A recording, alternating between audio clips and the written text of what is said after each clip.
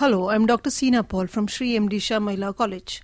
Today we will be looking at the theories of industrial location. The objective of this session is understand and discuss theories of industrial location, more specifically Weber and Sergens Florenz, analyze factors affecting industrial location. In setting up a factory, a producer has to take up three interrelated decisions simultaneously. A. The scale of operation. B. The technique to be adopted, which involves the selection of the appropriate combination, the factors of the production, and the location of the factory. The conventional theory of the firm provides the rules or norms for taking the first two types of decision, but ignores the third one completely. A separate branch of economics bordering with the discipline of geography, which is known as industrial location or locational analysis, deals with the elements of the location or spatial decision making. In this lesson, we shall study the theories of industrial location and see how they are operationally useful in deciding the best location of an economic activity. The task of decision making about industrial location is not very simple. A producer has to consider several technical, economic, and institutional factors for this. Our first step in this lesson will be to identify such factors.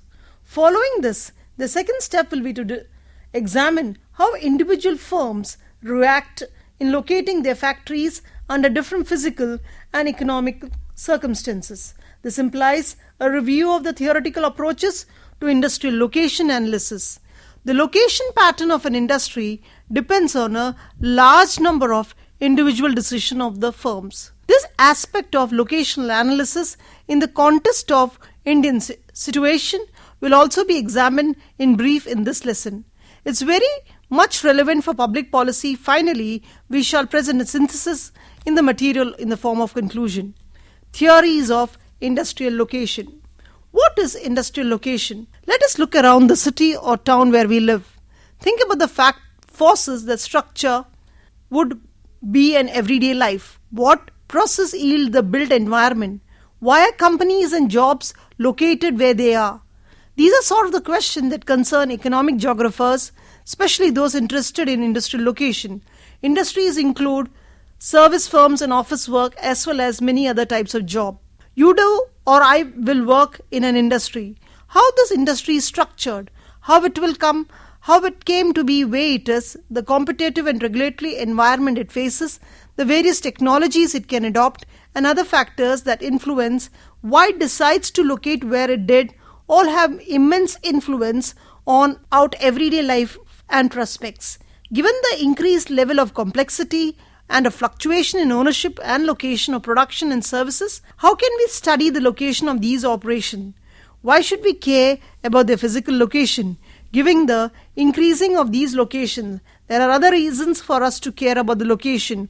However, fleeting of productive activity. That is why the study of industrial location, along with the study of consumption and residential location, is also vitally important. It forms one part of the juncture between microeconomic action and macroeconomic situation. Finally, an inappropriate location can cost a firm clearly in terms of high freight bills, unavailability of suitable workers, time lost to traffic congestion, or difficulty in responding to rapid changes in the product market. Economic theories of industrial location. The major theories of industrial location were developed by the economists, some of them which we consider pioneering and useful in understanding the locational behavior of the firm are as follows. Weber theory. Alfred Weber, a German economist, has developed one of the earliest approaches to explain the location of manufacturing industry. Earlier to Weber, another German economist, Londerhut, has given a simple principle of industrial location on minimum transport cost. Weber followed Londerhut's principle in his theory, but it made it more rigorous and analytical. Ever since then, his theory has been used in practice. Weber's main interest was to construct a general theory of location which could be applied to all industries at all times. For this, he has taken into account the general factors of location which were relevant to all industries. The factors considered by him were divided into two groups: those influencing inter-regional location, that is regional factors, those influencing intra-allogrammating factors. He found three general factors which vary reasonably: raw materials cost, transport cost, labor cost. The fluctuation in raw material cost were, however, included within transport cost, as Frederick observed.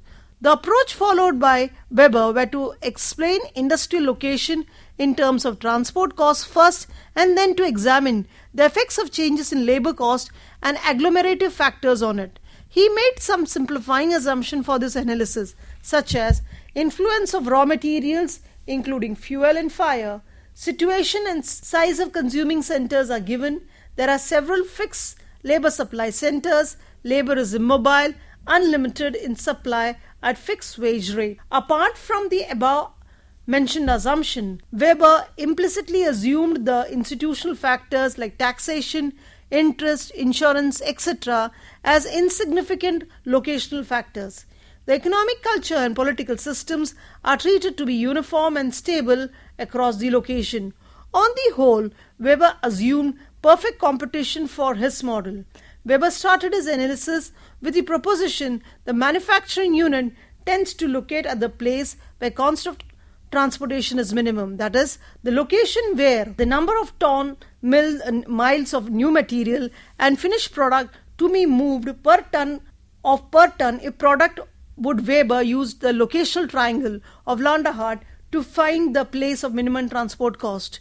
He assumed the simple spatial situation in which there will be one consumption center, two fixed supply centers, that is M1 and M2, for two most important raw material.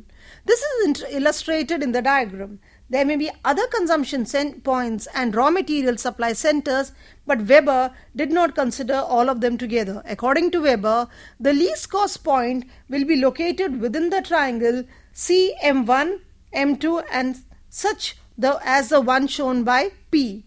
The three corner points of the triangle will be pulling the location point P towards themselves.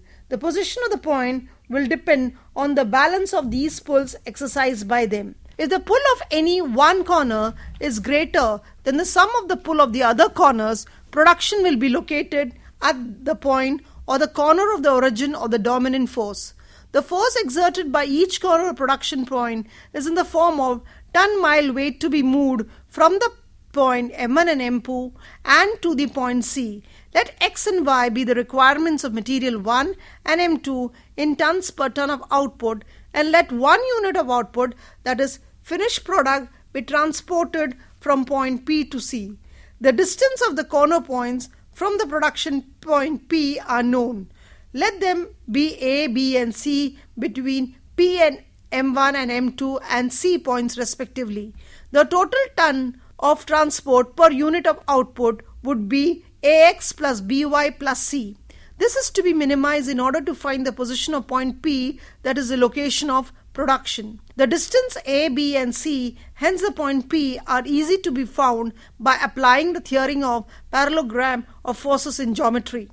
An industry may be material oriented from location point of view.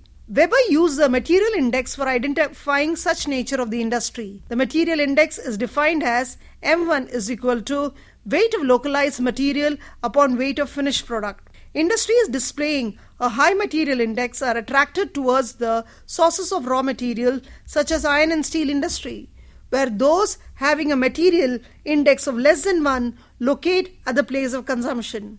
So far, a uniform transport rate has been assumed implicitly for raw material and finished product in the Weber's analysis.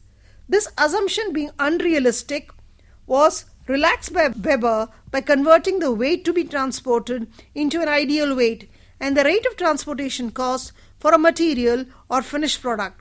Like T1, T2 and T3 are the transportation rates per ton miles for material M1 and M2 and finished products respectively.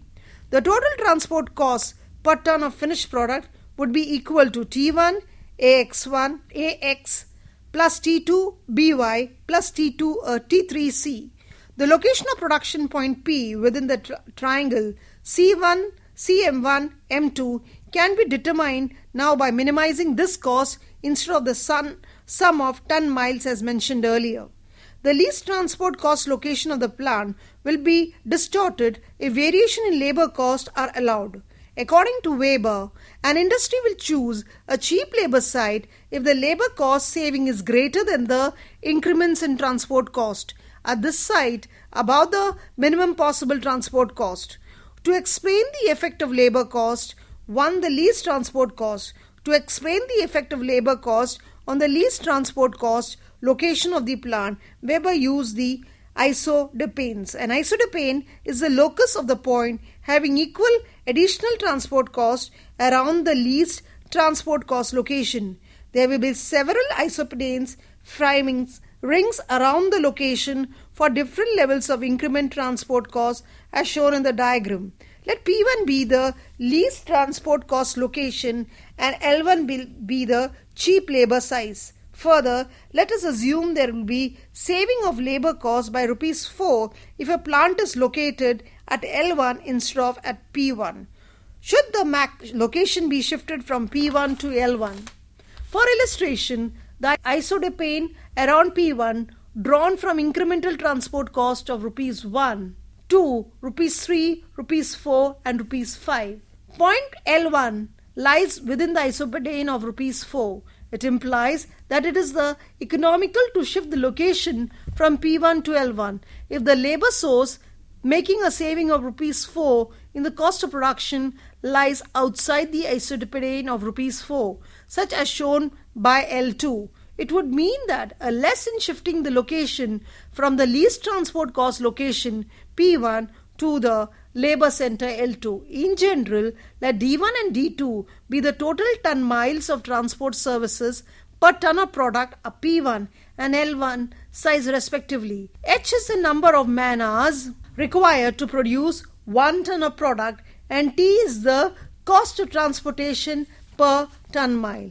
The cost of production and transportation at site P would be TD1 plus W1H, and at the site L1 it would be TD2 plus W2H. The cheap labor site L1 would be chosen if TD1 plus W1H1 is greater than TD2 plus W2H or W1 minus W2 bracket H is greater than T bracket D2 minus D1. That is saving in labor cost exceeds the increments in transportation cost.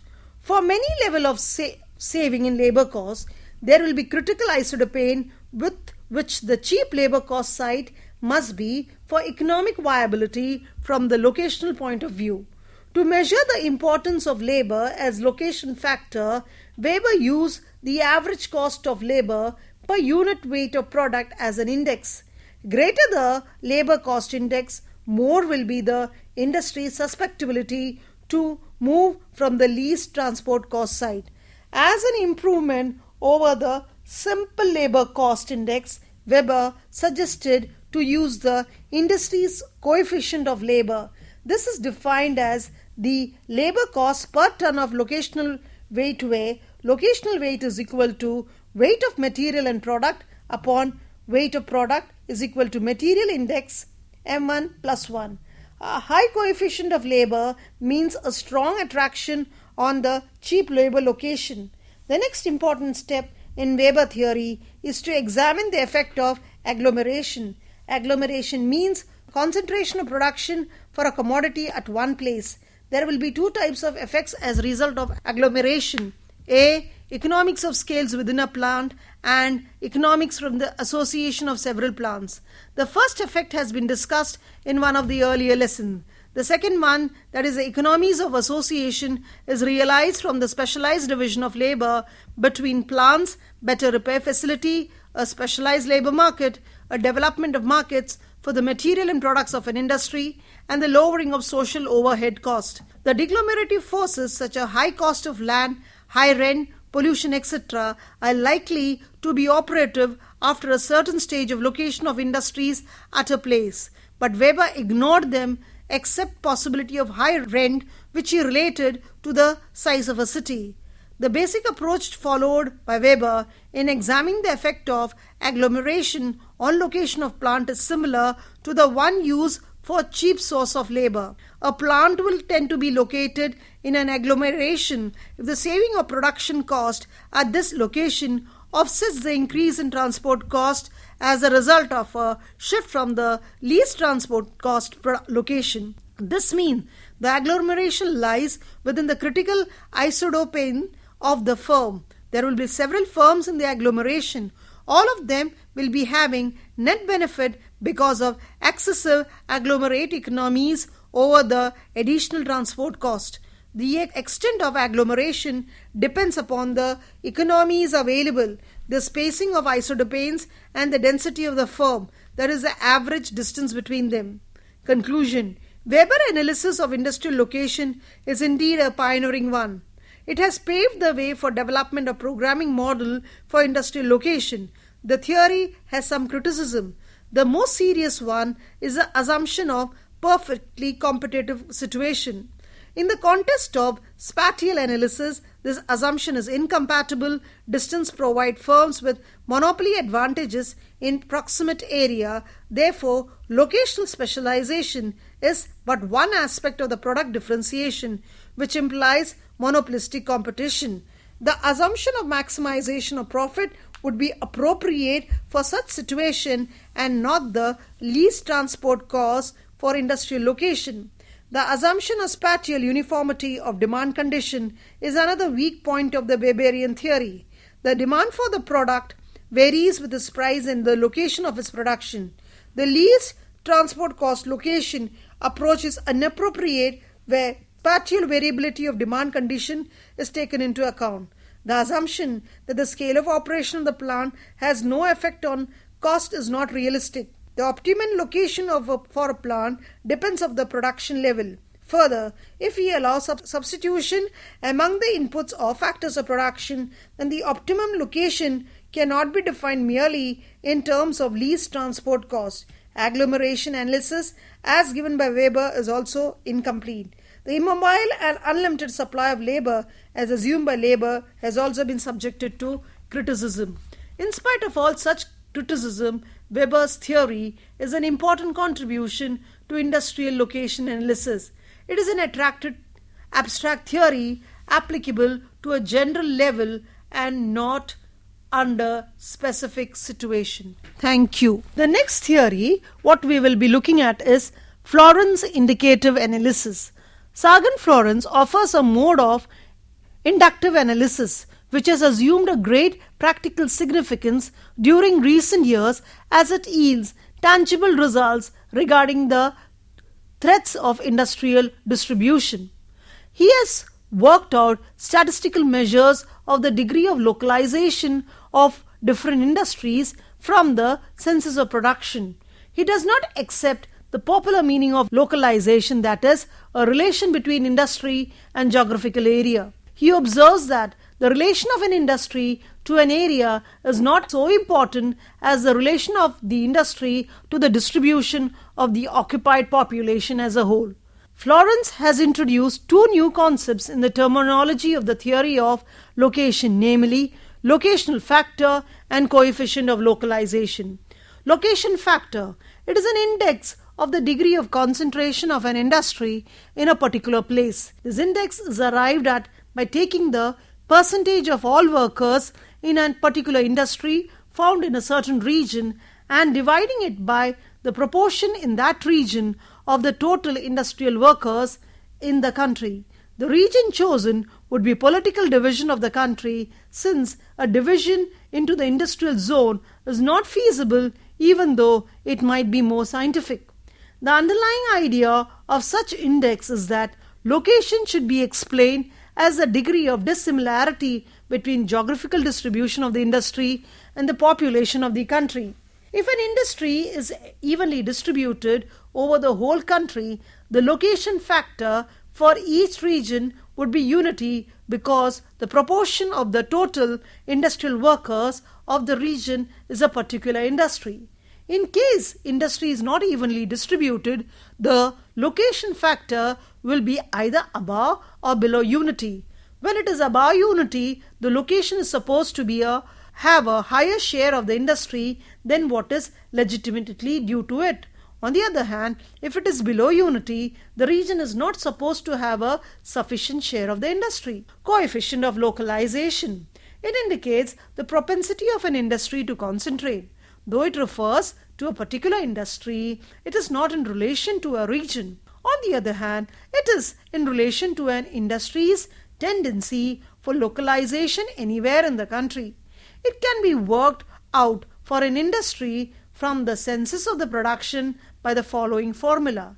When the workers are divided by region as percentage of the total in all region, the coefficient is the sum of the plus deviation of the regional percentage of workers in the particular industry from the corresponding regional percentage of workers in all industry. Complete coincidence region by region of the particular industry with all industry gives a coefficient of O. Extreme differentiation. Examples: workers in the particular industry being all concentrated in one region gives a figure approaching 1. The object of arriving at such index is to classify industries according to the quality of dispersion or concentration.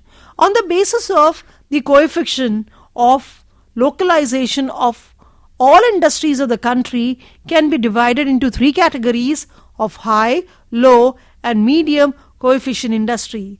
Thus, locational significance of industries is shown and the problem of investigation becomes clear. Industries with a low coefficient of localization can thrive in differing regions and are thus dispersed. Industries which show high coefficient of localization like coal mining and another mineral industries are centralized in a particular region.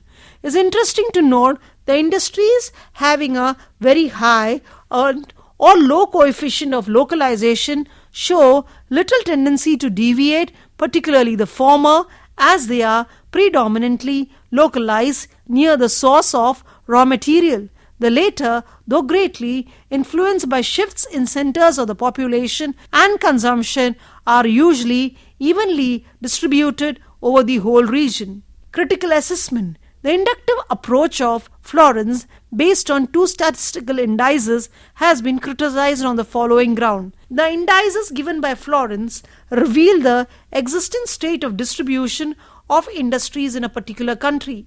They are incapable of explaining the reason for a particular form of concentration. Besides, they cannot throw any useful light on the question of correct location of industries among different regions. Thus, they fall to act as a guide in framing any policy for the future location of industries in a country. The coefficient of localization is based essentially on the pattern of distribution in each country so that it would vary from country to country according to local condition.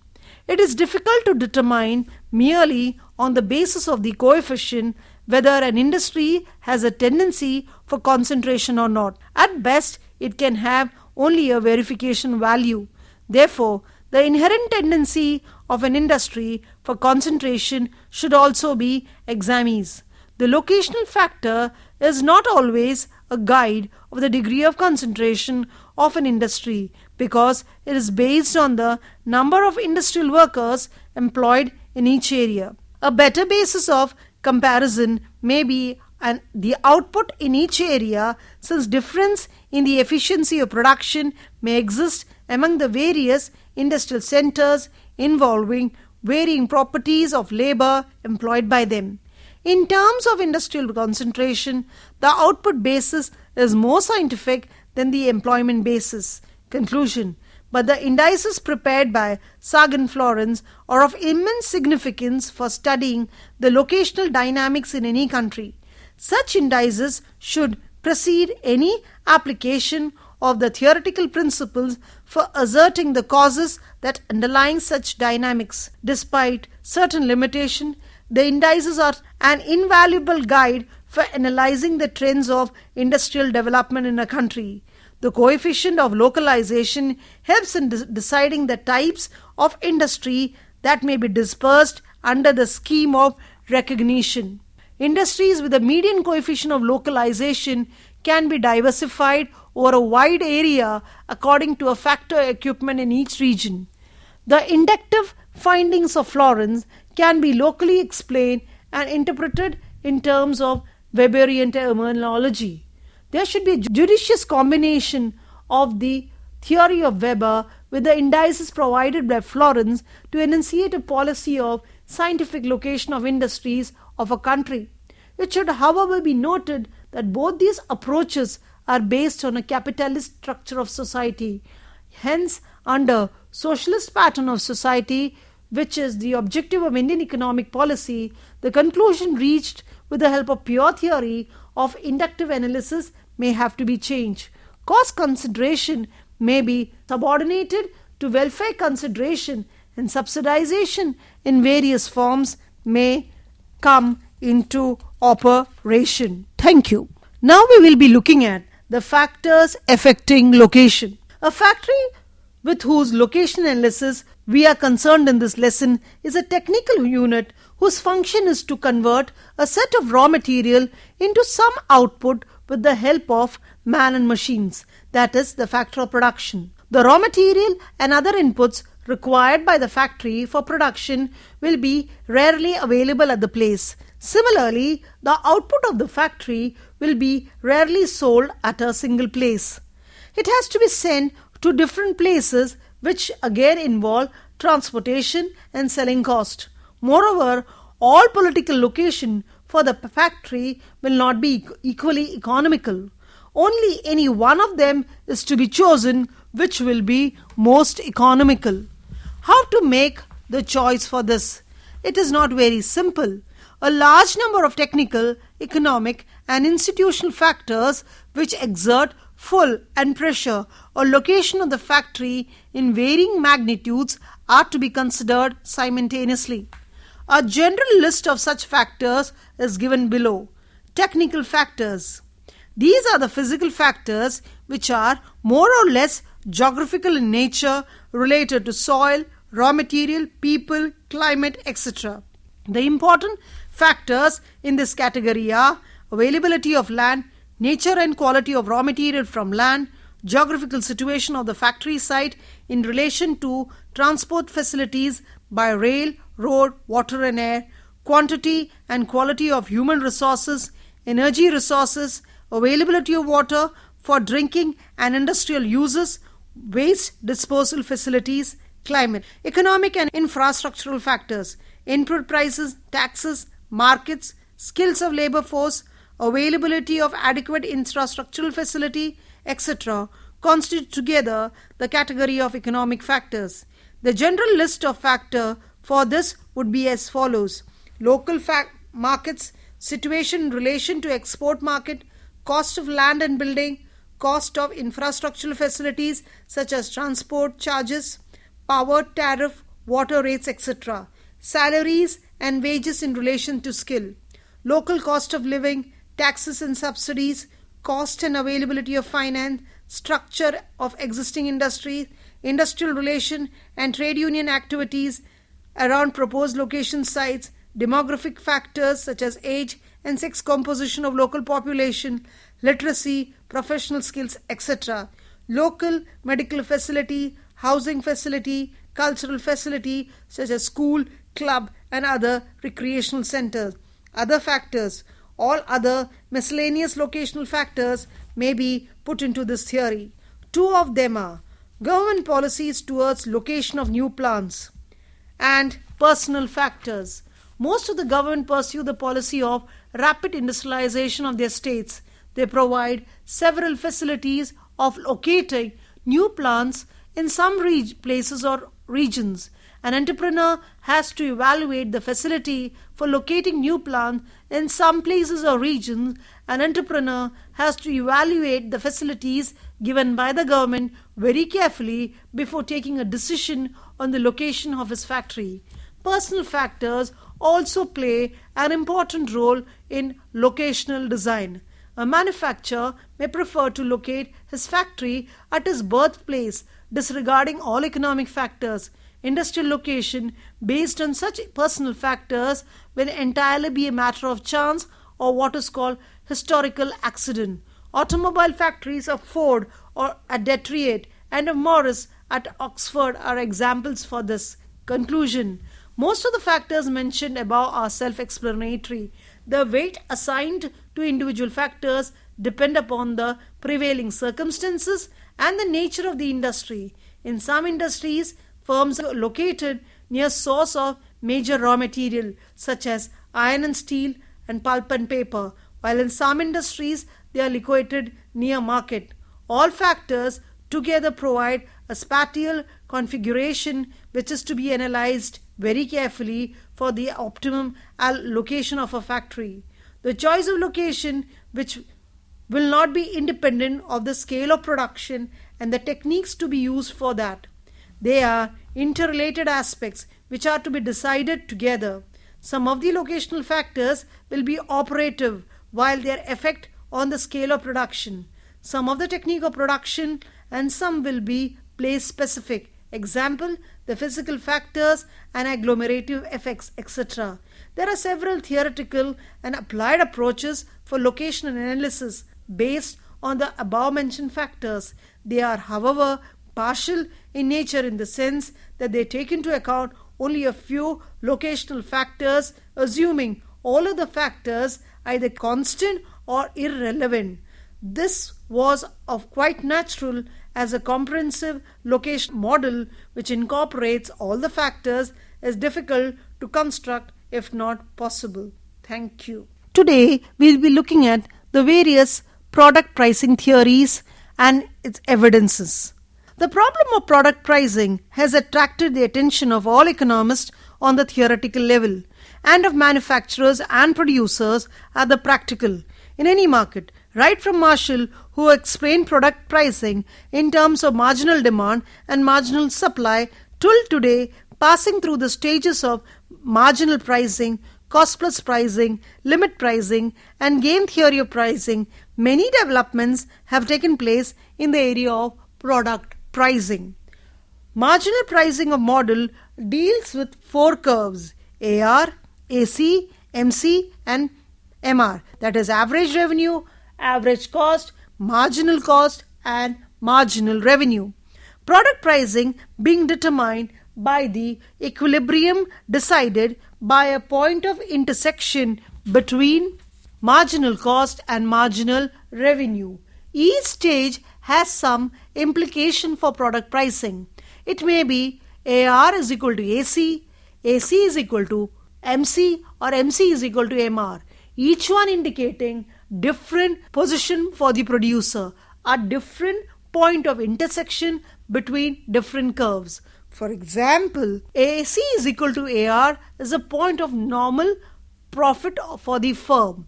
AC is equal to MC indicated the point of lowest cost combination, and the intersection point between marginal cost equal to marginal revenue intersection indicates the equilibrium of the firm and maximum profits under the given condition.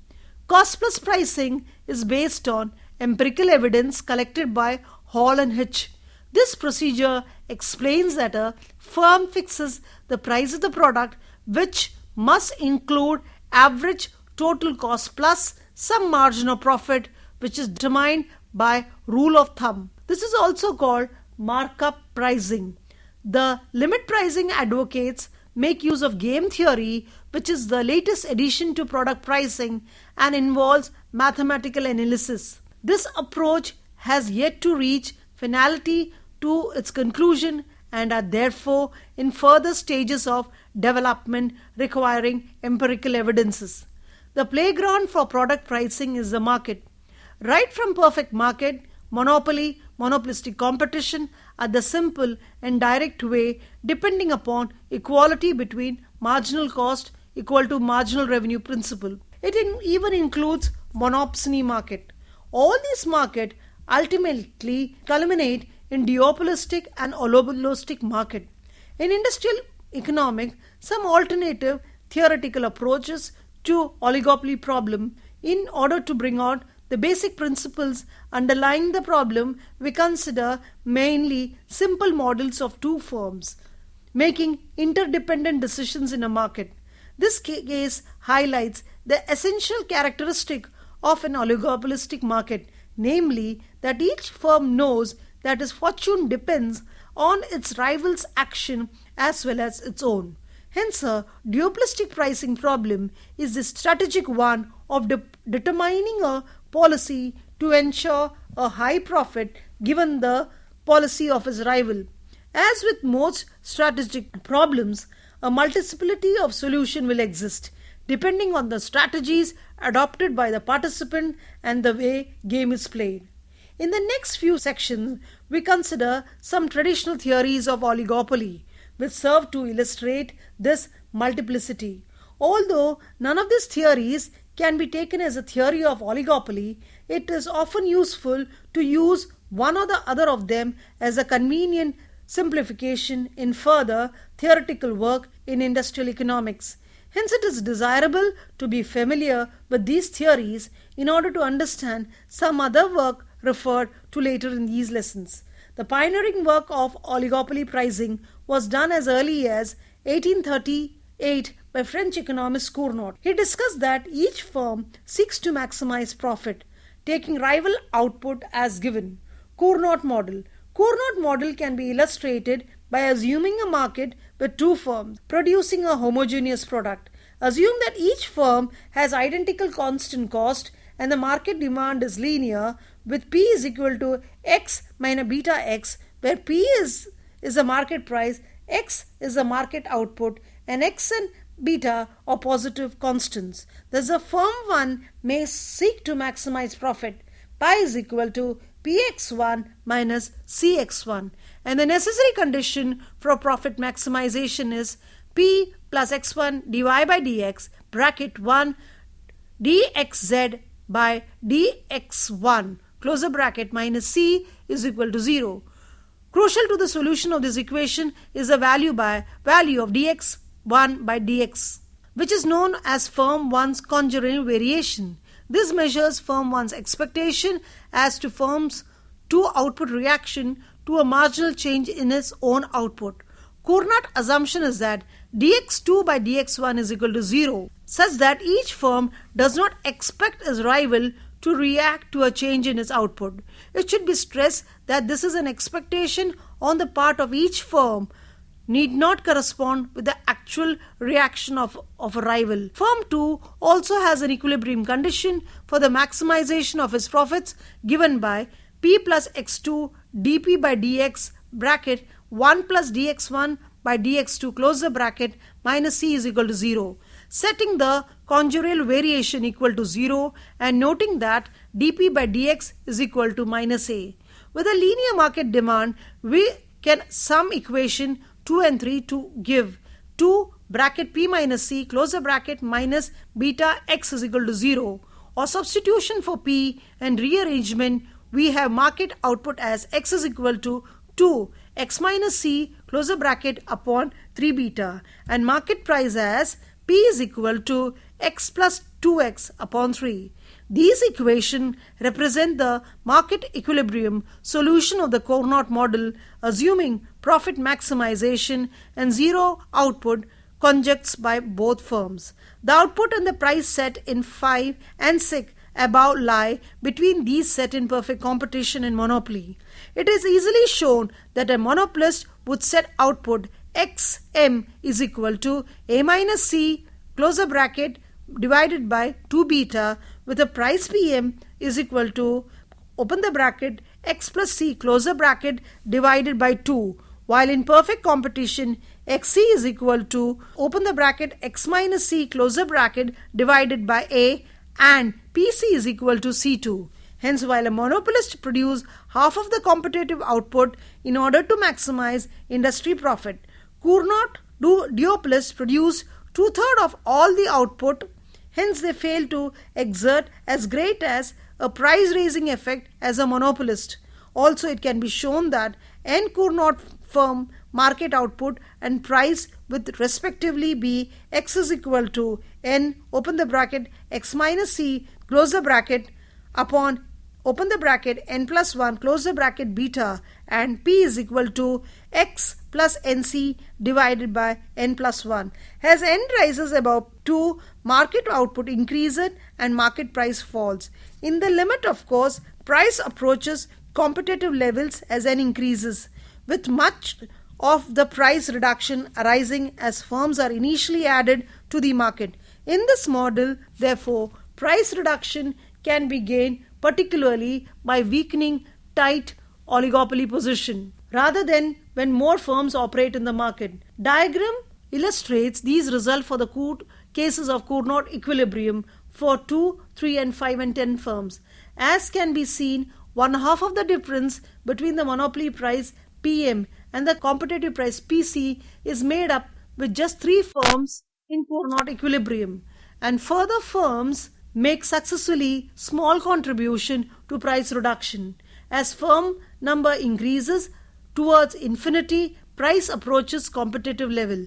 This is an attractive property of the Cournot model, that it accords with our initiative ideas that increase competition as firm number rise should lead to lower prices. Cournot model rests on rather unsure foundation.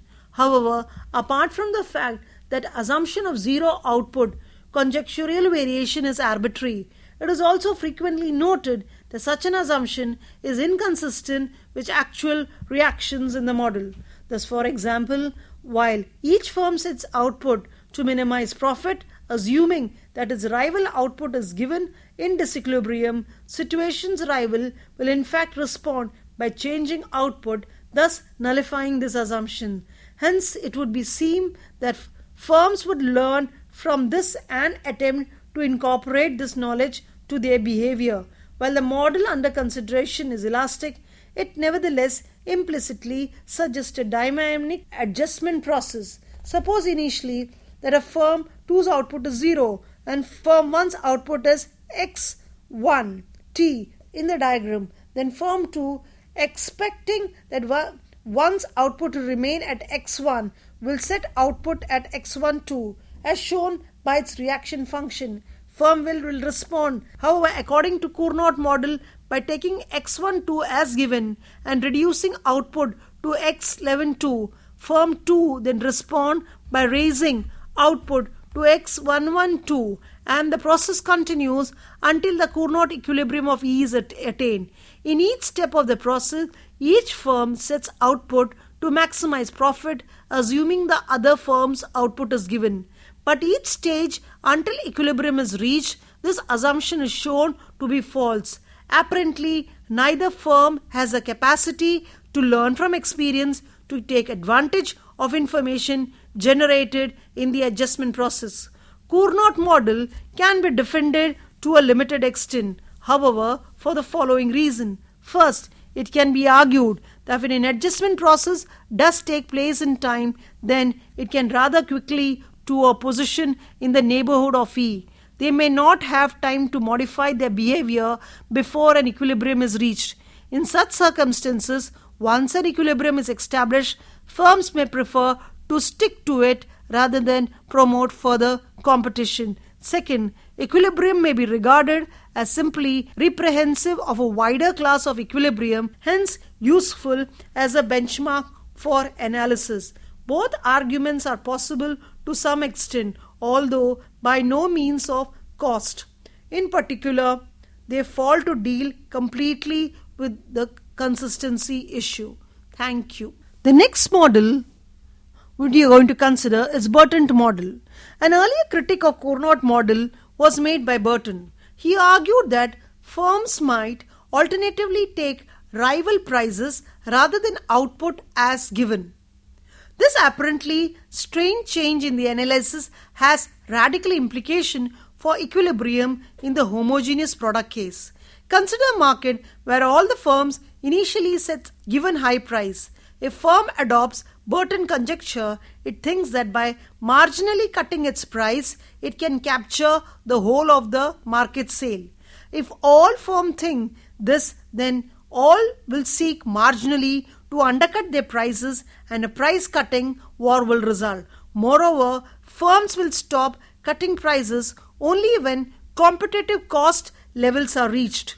Hence, Burton equilibrium is at competitive price such that no further price cutting occurs. This result applies moreover for any number of firms in the market so that two firms are sufficient to produce the competitive price in the Burton model. The next model what we are considering is Edgeworth model. A variant of the Burton model was suggested by Edgeworth. Like Burton, assume that firms adopt zero price conjectural variation, but unlike him, he assumed that neither firm had sufficient capacity to supply the whole market at the competitive price. Suppose, for simplicity, each firm has sufficient capacity to supply one half of the market at the competitive price. Thus, a Burton solution is feasible. However, firm 1 realizes that with firm 2 producing output X1 and Xc at full capacity, it will unable to supply extra demand. Should UT raise the price above PC, given an equal distribution of customers between firm 1, then finds itself a monopolistic confronted by a demand curve. It can therefore maximize profit by setting the curve marginal to this demand curve. MR equal to marginal cost and raises price to PM. Under the assumption made here of linear market demand, firm 2 then responds by raising its price to just less than PM, capturing the whole market. A Burton type of price where then ensures until some point between PM and PC, it becomes profitable for a firm to raise price to PM again rather than continue underbidding. There is no equilibrium solution in the Edgeworth model. Rather, price oscillates between the monopoly price and some lower price for an indefinite period. The next model what we are considering is Stackelberg model. Stackelberg developed a leader-followed analysis of duopoly. In his model, each firm has the option of acting as Stackelberg leader or follower. A Stackelberg following is a Cournot firm with a zero output conjectural variation. That is, it simply sets output to maximize profit, taking its rival output as given. A leader, in contrast, assumes that his rival will adopt the fellowship pattern and maximize his profit given this assumption. Stackelberg assumes that each firm would calculate its profit as a leader or follower in a leader-follower situation and opt for a role which gives the greatest profit. This is illustrated in the diagram. In the diagram given, point E is the Cournot equilibrium point and point M is the industry joint profit maximizing position. Suppose firm 1 adopts the role of the leader and assume that firm 2 will act as a follower. Then it assumes that firm 2 will set its output X2 according to firm 2 Cournot's reaction function. Firm 1 therefore maximizes profit given this assumption. Diagrammatically, this implies moving to isoprofit curve pi 1 such that pi 1 just tangible to firm's 2 reaction function. By doing this, firm 1 attains the highest profit consistent with firm 2 assumed behavior. L1 is called Stackelberg leadership point when firm 1 acts as a leader and firm 2 as a follower. By a similar argument, L2 is a Stackelberg leadership point when firm 2 as a leader with firm 1 as a follower. At this point in an example, the leader produces an output, open the bracket, x minus e, close the bracket, divided by 2 by 1, which is 1/2 of the competitive output, and the follower produces 1/2 of this output. In total, therefore, the firm would produce 3/4 of the competitive output, which is more than the 2/3 of the competitive output implied by the Cournot solution. However, the Stackelberg points are in equilibrium only when one firm opts to the leader and the other opts to be the follower. In the present case, since a follower has half the output and half the profit of the leader at the Stackelberg point, each firm will opt to be leader with the other as follower. Hence, there will be Stackelberg disequilibrium such that no specific outcome can be predicted. Initially, both firms will be producing half the competitive output so that the competitive price will prevail. However, since their equilibrium in general, one or both firms will have to revise its expectation before an equilibrium can be attained. Dominant firm model. In contrast to Stackelberg's model, in which the follower firm adopts a Cournot conjectural variation, followers in the dominant firm model act as perfect competitors. In this model, it is assumed in order to maximize profit, the dominant firm, in contrast, sets price to maximize its profit given the supply curve of the competitive firm. Therefore, the dominant firm acts as partial monopolist and is constrained by the supply of competitive producers from extracting minimum monopoly profit from the industry. This is illustrated in the diagram. D is the demand curve, marginal cost is a dominant firm, marginal cost curve, and S is the supply curve for the competitive firm.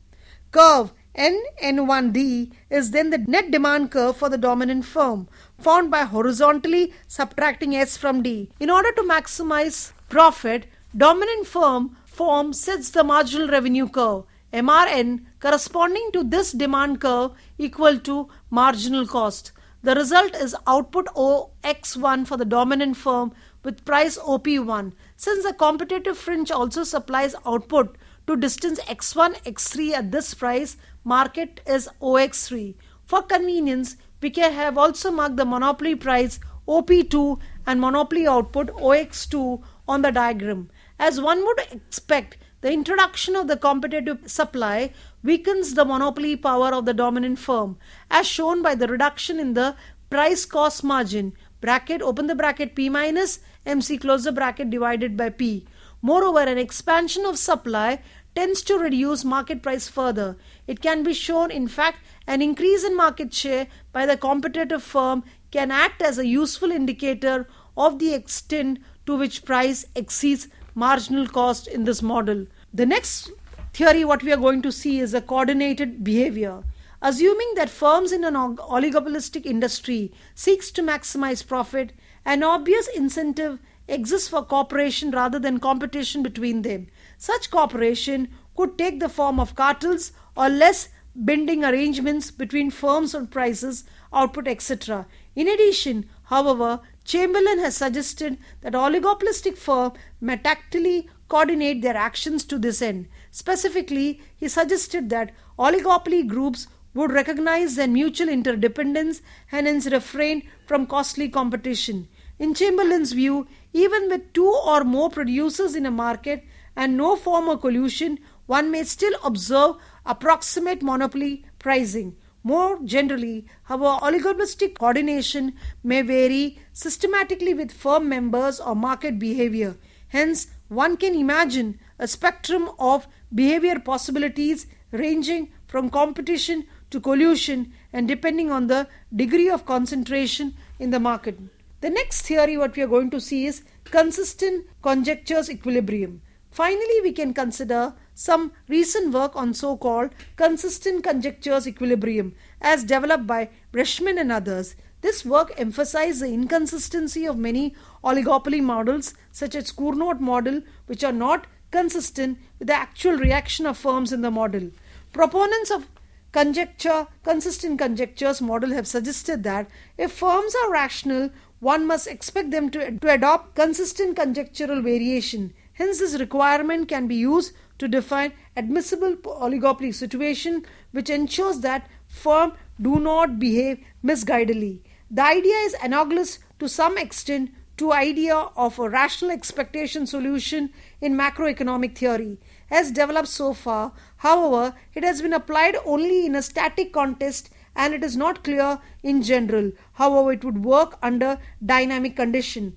This idea can give rise to undesirable market solutions from the point of view of market participants, hence may be regarded as less than rational from this wider viewpoint.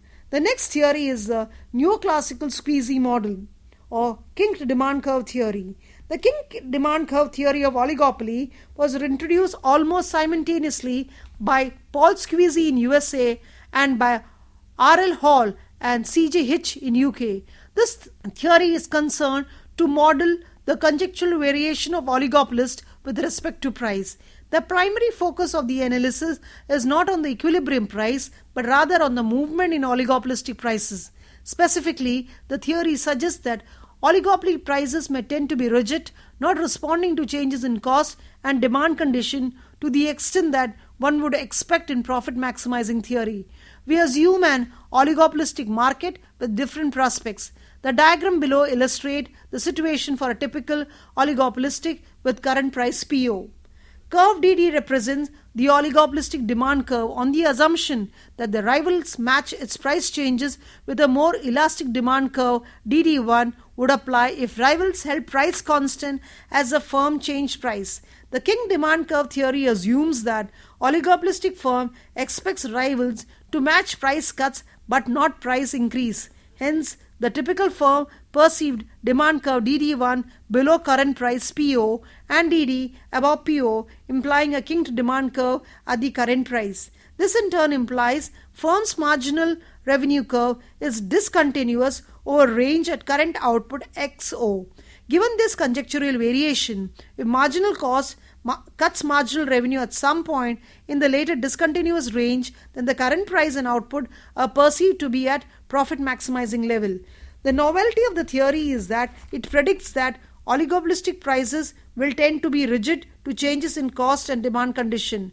As drawn, large rates of falls in marginal cost can occur with marginal revenue remaining equal to marginal cost output ZO, thus giving an incentive for the firm to change price. Similarly, lateral shifts of demand curve, while they will induce corresponding output changes, need not induce firm to raise or lower price if marginal cost continues to intersect marginal revenue in the later's discontinuous range. In both cases, the firm perceived notion of rival response militates against the making of price changes, which would seemingly make it worse off. Hence, it tends to stick to its current price, and this will be more so the larger is the difference in demand elasticity between DD1 and DD1 at PO, hence larger is the discontinuity in MR. The hypothesis that oligopolistic firms expect to follow price cuts but not price rise is obviously not only one possibility. In his original article, Paul Squeezy suggests several alternative possibilities such that no link would appear. This is so because if an oligopolistic can make secret price cuts, it may expect rivals to follow, such that DD1 is also the demand curve below current price. If the oligopolist regard itself as a price leader, then it might expect price rise to be followed. Then DD would be the appropriate demand curve above PO. Clearly, there is no way of knowing a prior which these hypotheses is important in practice and is therefore necessary to examine the empirical evidence. Some evidence apparently in favor of kinked demand curve hypothesis was presented by Hall and Hitch. They found that businessmen tend to set price to cover unit cost according to full cost principle and then not to vary these prices for kinked demand curve reason, as noted by Stigler. However, these interferences are not wholly consistent. According to full cost principle, price is set equal to average cost at a normal rate output with conventional allowances being made for profit. Such a full cost price, according to Hall and Hitch, is likely to rise upward in response to an industry-wide increase in cost, or alternately to be cut when sustained decrease in demand is observed. Neither observation sequence well with the kinked demand curve idea, and second also conflicts with the full cost principle. Hence, the evidence presented by Hall and Hitch is subjected to some reservation. Stigler examined empirical evidence on the kinked demand curve hypothesis more thoroughly on the points given below. He attempted to test the hypothesis by examining the price movements in oligopolistic industry. Contrary to expectation, he found no tendency for rivals to follow price increase less than price decreases. Prices were much more rigid in monopolies than in oligopolies. Prices were more rigid in periods of known collusion than in periods when king might have operative. Prices were more rigid in industries with more heterogeneous products, although in such markets one would expect a smaller king. Further, empirical studies have also cast doubts on the importance of hypothesis. Simon looked at the possibility that the theory might apply with respect to advertisement rates and found that advertising rates were also rigid. He found that more price changes were observed in cities with duopoly supply compared with monopoly supply, and the duopolists were more commonly followed rates than decrease, despite an abundance of casual empirism in support of king-to-demand curve hypothesis. Therefore, evidence of a systematic kind in its support does not appear to be available. The next theory what we are going to take is games theory. We shall briefly examine the impact that the mathematical theory of game has on the pricing of a product. This approach was pioneered by Newman or Morgenstern. No attempt will be made to deal implicitly with the game theoretic model, which are technically advanced. Only some basic ideas will be reviewed because of their increasing use in the general literature of industrial economics. We may examine begin with an example of a game which has particular relevance to the oligopoly problem. This is so-called prisoner's dilemma game. In this game, two players each consider adopting one of two strategies. The set of strategies adopted by the players determines an outcome which defines payoff for each of them. A possible payoff matrix is shown below. The prisoner's dilemma. Two strategies A and B. One strategy A and B. A 0 0 10 minus 10 in B minus 10 0.10 minus 5 minus 5. In the table below, the first value of an element of the payoff matrix is a payoff to player 1 and second value is a payoff to player 2. Thus, for example, if player 1 opts for strategy A and player 2 for strategy B, the payoffs are minus 1, minus 10, player 10 for player 1 and 10 for player 2. Now, according to this game, two players involved are prisoners held on suspicion of having committed a major crime. Each knows that if he turns state evidence against his partner, he will receive a pardon if his partner does not confess. But if both confesses, then they receive a reduced sentence. But if neither confesses, then they merely receive a minor sentence for a lesser charge. The strategy in this case are not to confess or to confess. But thus, if a prisoner 2 confesses but 1 doesn't, then Z goes free and 1 gets maximum sentence. If both confess, they get reduced sentence. But if they both hold out, then simply get prosecuted on a lesser charge. This prisoner's dilemma is whether to confess and risk conviction should be partners confess, or to hold on and risk being left with the maximum sentence should his partner confess. The prisoner's dilemma game is an example of non-zero sum game. The distinction between a zero sum and non-zero game is crucial. The zero sum is equivalent to a zero money sum game, that is, whether the outcome one player's monetary gain is the other's loss. In a non-zero sum game, the interests of the players are not directly approached, hence it may be possible for the players to gain from cooperation. Hence the assumption that the game is non-cooperatively played takes an added significance with non-zero sum game. The prisoner's dilemma highlights the possibility of making firms from cooperation in non-zero sum game. Cooperative games may occur with no side payment, in which case players must be satisfied with the payoffs they receive in the cooperative solution, or with side payment, such that redistribution of payoffs is possible after the game is played. Thank you. The methods of evaluating investment expenditure. In this lesson, we would understand the importance of market, comment on the different methods of evaluating investment expenditure. While defining the term market structure, there are some economically significant features or characteristics of it which affect the conduct and performance of the firm operating in that market. In this lesson, we would like to demonstrate this statement by analyzing the standard forms of market structure as described in the theory of the firm, like perfect competition, monopoly, monopolistic competition, duopoly, and oligopoly. For each of these individual organizations, we shall describe the characteristic and their relevance in the context of the structure-conduct-performance relationship. We shall take the assumption of profit and sales maximization alternative goals for the firm for the purpose of simplicity in the analysis. Investment in economics is addition to the capital stock of the country, which depreciates over a period of time. It has to be replaced. Gross investment is the sum total of capital goods produced. Net investment refers to the addition to the stock after taking into or setting aside the amount of capital goods needed for replacing the worn out capital. It is called replacement investment. Net investment is equal to gross investment minus replacement investment. Capital enhances productivity and contributes to economic development. The act to investment is performed by the firms, including the government. A firm invests money in his business with an expectation of some returns in the future, which is uncertain. It involves risks. In this unit, we study the principle, technique, and problem of investment decision. This problem is also termed as capital budgeting. There are two basic principles on which the techniques of investment expenditure are normally based. The method of evaluating investment expenditure. Bigger is better, small is beautiful but expensive. The economics of scale can be reaped if the unit is big enough. The bird in the hand principle. Firm has to be very careful about its objective, whether it wants greater profit or earlier recovery of invested capital from the proposed investment.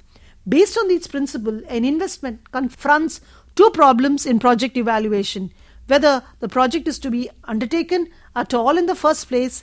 If there are many competing projects, which one is to be preferred first?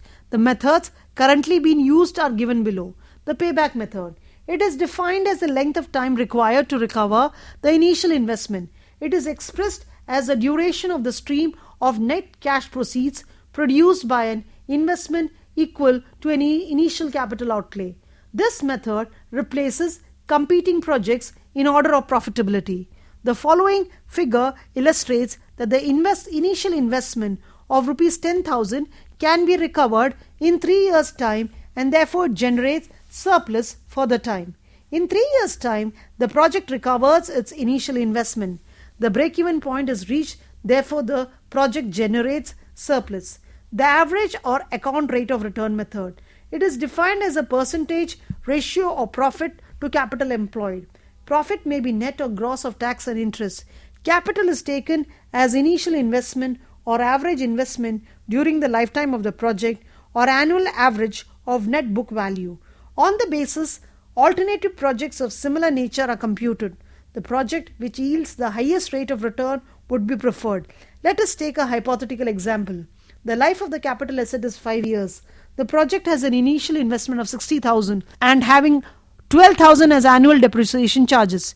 Taxes are assumed to be zero. The accounting rate of return for the project would be the average return is equal to 8,000 divided by 30,000 equal to 26.66%. The average net income and average net investment for the lifetime of the project, which is assumed to be 3 years, are used to compute rate of return. The rate of return, rupees 8,000 divided by 60,000 is equal to 13.33%. In this case, instead of using net investment for all years of all project lifespan, the initial investment of rupees 60,000 is used to compute the rate of return. The net present value method. This is economically sound approach as it is based on the discounted price present value concept. In equation form, NPV is equal to RXT divided by 1 multiplied by KS, where NPV is the net present value of the ith project. RT represents the expected net cash flow of the ith year, and KI is the risk-adjusted discount rate applicable to the ith project. CI is the project investment outlay or cost. Internal rate of return is defined as the interest or discount rate which equates the present value of the future receipts of a project to the initial cost or outlay. The equation for calculating the internal rate of return is simply NPV formula set equal to 0. That is, NPV is equal to sigma RT is equal to 1 KS minus CS is equal to 0. Here the equation is solved for the discounted KI, which produces a 0 net present value, or which causes the sum of the discounted future receipt equal to initial cost. That discounted rate is the internal rate of return or yield earned by the project. If the NPV is positive, then the internal rate of return must be greater than the interest or discount rate used. Another higher rate would be desired. Similarly, if the NPV is negative, this implies that the internal rate of return on the project is lower than the discounted rate, and the NPV calculation must be repeated using a lower discount rate. This process of changing the discount rate and the recalculating the NPV is continued until the discounted present value of the future cash flow is approximately equal to the initial cost. The interest rate that brings about this equality is a yield or internal rate of return on the project. This trial and error method is tedious if done by hand for a project that extends over a long time horizon. In that case, compute can be used. The decision rule: a firm should expect only projects whose net present value are positive, where the firm's risk-adjusted cost of capital (KI) is used as a discount rate. In this model, KI is the risk-adjusted discount factor, is a firm's marginal cost of capital and therefore rate of interest that must be paid on funds invested in a project. If NPV is positive, this yield on the project is greater than the cost of capital. Likewise, if the NPV is negative, the implication is that internal rate of return is at the cost of capital. NPV decision technique limits acceptable project to those whose NPV are positive. Illustration: assume that the firm has two investment opportunities, each costing rupees 40,000 and each having the expected profit should be in the following table. The expected cash flow of project B are riskier than project A. After giving due consideration to the risk inherent in each project, management has determined that A should be evaluated with 10% cost capital and with a 15% cost capital for the riskier project B. Internal rate of return method. It is another widely used measure for the worthiness of investment. It takes into account the time value of money by discounting the future benefits and costs. In economic theory, it is known as the marginal efficiency of capital. It is defined as that rate of discount which makes the prospective yield from capital asset during its lifetime equal to the supply price. In other words, IRR is that rate of discount at which the total present value or the future yield equals the present value of the capital asset. Discounted prospective yield is equal to supply price of capital. Suppose an investment of 3,000 yield rupees 1,100 in the first year and rupees 2,420 in the second year, and the life of the asset is only 2 years. 3,000 is equal to 1,100, 1 plus 10 by 100 plus 2,420 divided by 1 plus 10 by 100 square root. 3,000 is equal to 1,000 plus 2,000. Yields are discounted at the rate of 10%. The marginal efficiency of capital is 10%. Business people will go on investing till the internal rate of return method. It's another widely used measure of the worthiness of investment. It takes into account the time value of money by discounting the future benefits and cost. In economic theory, it is known as the marginal efficiency of capital. It is defined as that rate of discount which makes the prospective yield from the capital asset during its lifetime equal to its supply price. In other words, IRR is that rate of discount at which the total present value of future yield equals the present value of the capital asset. Discounted prospective yield is equal to supply price of capital. Suppose an investment of 3,000 yields rupees 1,100 in the first year and rupees 2,420 in the second year, and the life of the asset is only 2 years. 3,000 is equal to 1,100 by 1 plus 10 by 100 plus 2,420 divided by 1 plus 10 by 100 square root. 3,000 is equal to 1,000 plus 2,000. The yields are discounted at the rate of 10%. The marginal efficiency of capital is 10%. Business people will go on investing till the marginal efficiency of capital is equal to the market rate of interest as long as the interest rate is less than 10%. Additional investment takes place. In practice, IRR is determined on trial and error basis by finding out the NPV at different rates of discount. A rate of interest is chosen arbitrarily and the NPV is calculated using that rate of the project. The inverse of the payback period is normally taken as a starting rate of interest for discounting and hence computing the NPV. The chosen rate of discount is then lowered or increased for computing the second round of the NPV, depending whether the initial NPV is negative or positive. The process of computing NPV continues for different rates of discount till we get NPV. The borrowing rate associated with NPV is taken as the internal rate of return for the project. For economic viability of a project, the IRR must be greater or equal to the actual borrowing rate for the investment. In Keynesian terminology, projects are worth undertaking so long as marginal efficiency of capital is greater than the prevalent interest rate. The ranking of project as done comparing IRR and interest rate. The next method is annual benefit cost ratio method. The total discounted value of cost and benefit of a project are converted into an equivalent average annual series using the formula Z is equal to PVD 1 by Rn R upon 1 plus Rm minus 1, where Z is the annual equivalent amount of cost or benefit, whatever be the case. PDV is the present value of total cost or benefit, and the bracketed term is defined as a capital recovery factor for the given rate of interest R. The projects are to be evaluated by such annual benefit cost ratio, which must be greater or equal to 1 for economic viability. The net term value method. In this method, benefits and costs are compounded from a project to some future terminal date.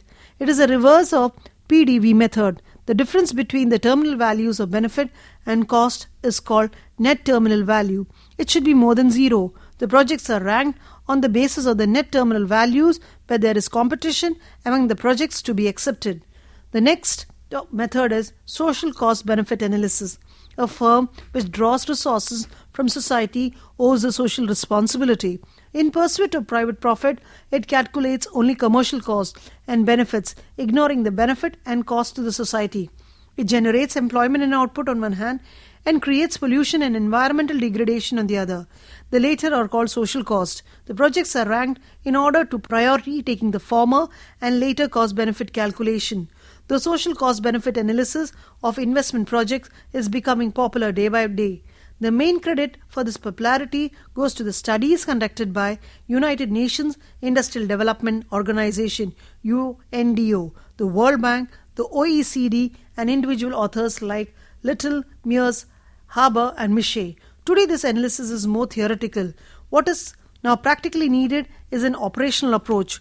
For evaluation of public projects, one has to find out the first commercial profitability and then modify in the light of objectives or goals of national economy. The literature lacks precision.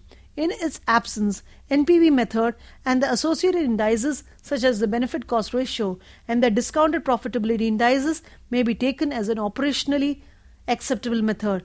IDBI has this to state. IDBI has been playing a key role in promoting balanced regional development and has followed a conscious policy of supporting the development in backward area. IDBI-assisted projects are chosen on the basis of profitability, technical advancement, and entrepreneurship development, and projects are accordingly graded. But as the above code clearly indicates, the social benefit principle and social costs are taken into account in project appraisal. Thank you.